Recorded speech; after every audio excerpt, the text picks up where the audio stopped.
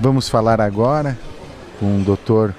Ricardo Lodeiro, cirurgião plástico aqui em Gravataí, consultório em Gravataí em Soledade, e também atende em todos, bem dizer, todo o Rio Grande do Sul, né, doutor? 18 anos de experiência, já atendeu qual recanto do Rio Grande que tu não atendeu, né, em 18 anos, e com os pacientes muito felizes, né, essa questão de renovar a autoestima das pessoas.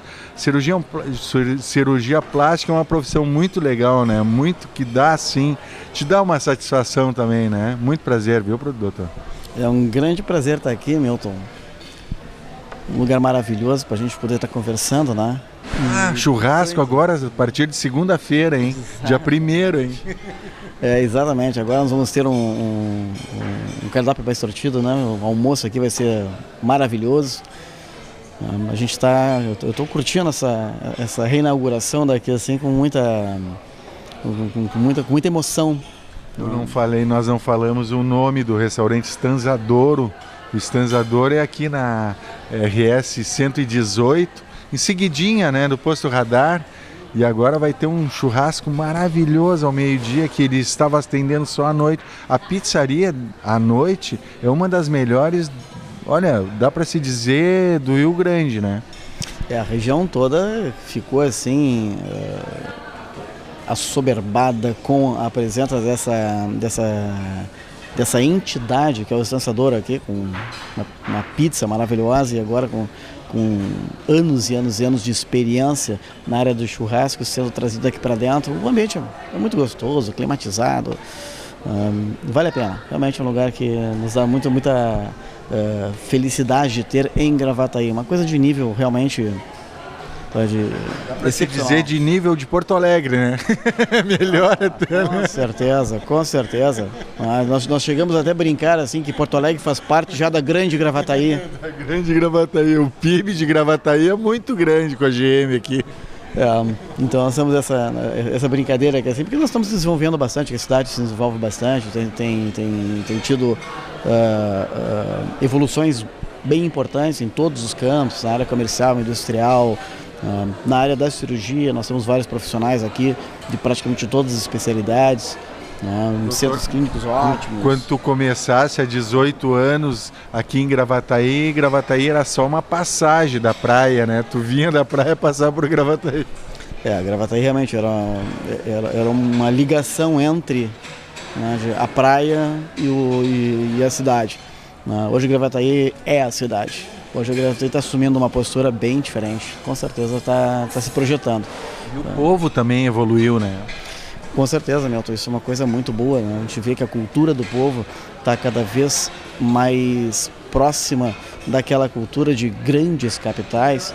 A gente vê isso até por esse movimento, nesses 18 anos de cirurgia plástica, o movimento que se tinha no começo, a busca tímida, a busca recatada, aquela busca até envergonhada da cirurgia plástica, hoje é uma busca completamente diferente. Hoje os pacientes chegam com a vontade de se operar, já não chegam com aquele acanhamento, doutor, pois é, eu acho que eu queria botar, não sei, talvez, um seio um pouco maior. Tá? Hoje o paciente vem com uma postura, uma liberdade, uma cultura diferente, de entrando no consultório, doutor, eu quero colocar um seio grande, doutor, eu quero arrumar as ruguinhas que o tempo me deixou, eu quero tirar essas gordurinhas que já não me pertencem mais. Eu nunca achei que... Chega a pedir assim, esse tecido adiposo. É que a internet também ajuda muito, né? As pessoas já vêm bem informadas, né, doutor? Então eu diria que é mais do que isso, sabe, Milton? Não é porque a internet não amadurece um povo. Ela propicia conhecimentos, mas ela não amadurece uma cultura. É diferente. A cultura amadurecendo, com a cultura amadurecida e amadurecendo, a informação passa a ter mais sentido, passa a ser melhor utilizada.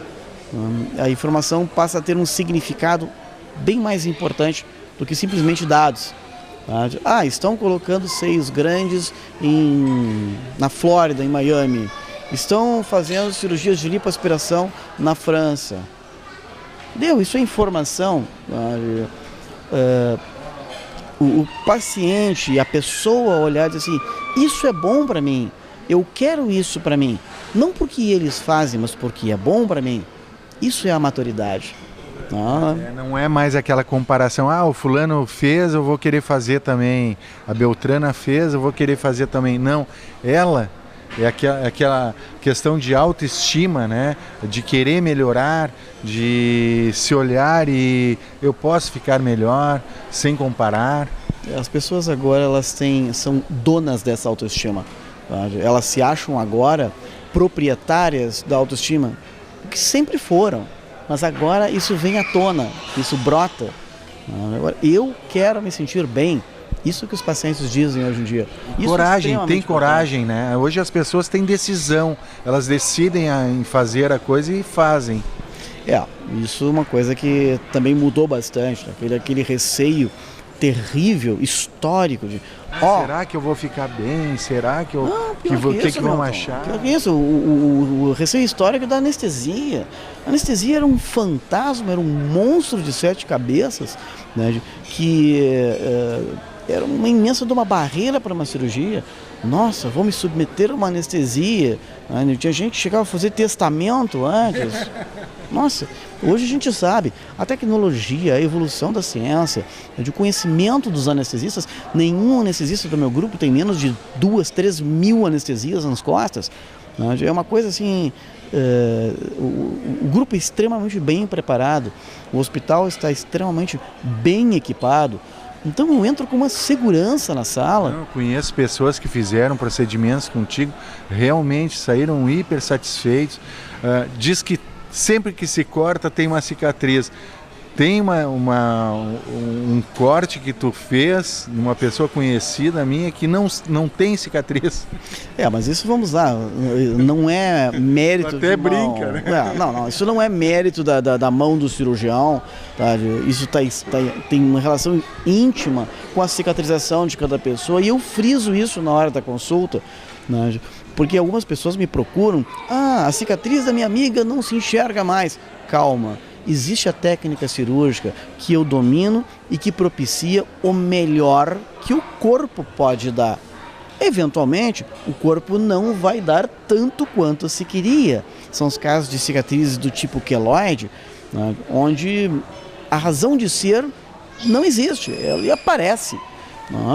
Depende muito da pele, né?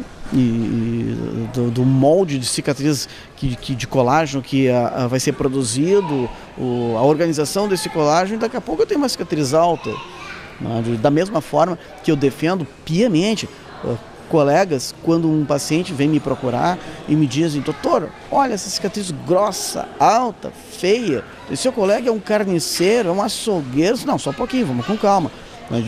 Primeiro, vamos manter uma questão de respeito e depois vamos tomar um cuidado. A cicatriz, totalmente desfigurada, raramente é produto da mão de um cirurgião plástico. Porque os cirurgiões plásticos são muito bem treinados em todos os serviços de residência. Poderá uma cicatriz ficar feia por questões inerentes ao paciente, à cicatrização do paciente. Eu não vou falar a mesma coisa de pessoas que têm mau treinamento cirúrgico, porque a manipulação dos tecidos, a forma com que isso é feito, isso tem relação sim com má cicatrização. De tanto que na Sociedade Brasileira de Cirurgia Plástica existe uma máxima que é: cirurgia plástica é com um cirurgião plástico. Essa história de ficar fazendo cirurgia plástica com pessoas de outras especialidades, bem, no mínimo não tiveram 3 anos de treinamento em cirurgia plástica que nós tivemos. Da mesma forma que eu não ouso fazer cirurgias de outras áreas, pois eu não tive este treinamento. Eu tenho o conhecimento teórico bacana, mas não tive esse treinamento. Então, eu tomo cuidado com isso. Deixa eu dar um adendo. Tem tanta gente invadindo a área da cirurgia plástica, né, doutor? Inclusive, até teve alguns problemas aí de morte. A pessoa estava aplicando no bumbum da outra hidrogel, né? Isso não sei se é um procedimento de cirurgia plástica ou é de médico. Tem que ser médico, no mínimo, para fazer uma aplicação com uma seringa. E no bumbum eu acho que é o formato, o cirurgião entende muito mais. Deixa eu te colocar uma questão assim, questão de formato de bumbum, qualquer pessoa pode achar que acha o bumbum bonito desse ou daquele jeito, não é uma questão de achar bumbum bonito ou não é. É uma questão de outros pontos. Primeiro, a pessoa que estava fazendo isso, tá, era uma esteticista. Tá, estava cometendo um ato ilegal, que é o exercício ilegal da medicina. Começou muito mal por aí. Tá, quer dizer, não tem formação superior nenhuma, tá, e não pode invadir um corpo, tá, porque não tem autoridade para isso. Veja bem, nem mesmo uma técnica de enfermagem pode dar uma injeção se ela não for comandada, tá, não tiver uma ordem médica. Então, imagina fazer um preenchimento. Segundo, a substância do preenchimento completamente irregular e não servia para aquele propósito. Em terceiro lugar, nós das cirurgias plásticas tomamos também um cuidado. Tá? Isso, praticamente todas as áreas falam de suas áreas. Se eu for fazer algo, eu tenho que saber resolver os problemas disto. Então o que acontece? Assumir a responsabilidade. Não é mais do que isso, é ter o conhecimento técnico para tal. Não é só assumir a responsabilidade é muito fácil. Tá? Não, eu assumo a responsabilidade e pronto. Tá? Depois se der problema a gente se vê. Não. É ter a responsabilidade e ter o conhecimento técnico para tal. Então veja, preenchimentos de uma forma geral que não são autoexcluíveis, absorvíveis, temporários, preenchimento com qualquer tipo de substância que seja perene ou que possa trazer reações perenes, como a gente chama, as fibroses e granulomas que podem acontecer com alguns tipos de substâncias, não podem ser feitas por alguém que não saberá abrir a pele e retirar isso lá de dentro. E a gente vê muita gente de áreas completamente diversas, as áreas cirúrgicas, trabalhando nesse tipo de ramo. Então, injetando coisas que não são temporárias, são permanentes, e dali a pouco vem uma complicação. O que acontece com isso? Olha, eu não sei fazer nada em cima disso, diz o profissional e passa adiante. Ora, o ginecologista, o cirurgião geral, o cirurgião torácico, dizem a mesma coisa das suas áreas. Né? Não mexe, se não sabe consertar, não mexe. Porque ao mexer pode dar tudo certo e pode não dar tudo certo. E tem que saber sair dessa situação. Então nós da cirurgia plástica também colocamos assim. Também sabemos dessa particularidade, e aconselhamos as pessoas a pensarem assim. Se vai procurar um profissional, procura um profissional que saiba trabalhar com aquilo que dá tudo certo e que saiba trabalhar no momento que as coisas não dão tão certas assim. Quer dizer, o cirurgião plástico passa 2 anos de cirurgia geral, mais 3 anos de cirurgia plástica para poder ter o entendimento necessário aos atos que saem bem e aos atos que se complicam. Isso é muito, muito, muito complicado quando isso passa para a mão. Imagina quando cai na mão de uma esteticista. Doutor, às vezes tem aquela questão, né? Falar a verdade, né? A verdade dói uma vez só, né? Não fica enrolando, né? Não dá para fazer, não faz, né, doutor? Essa questão, às vezes, nem o procedimento com o cirurgião plástico o doutor não recomenda, né? Não, claro que sim, vamos lá. Tem procedimentos que estão contraindicados, mas o meu paciente fica sabendo disso na hora. E assim, a maior parte dos profissionais deve agir. A gente lembra, pode acontecer de algum profissional se equivocar numa indicação?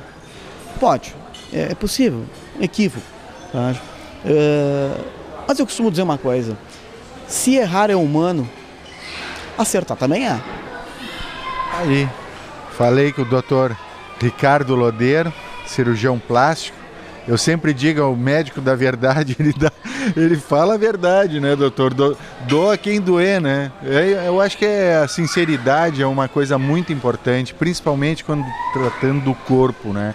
Exatamente essa questão. Muito obrigado, viu, doutor? É sempre um prazer estar aqui, Milton, e Até o nosso próximo encontro.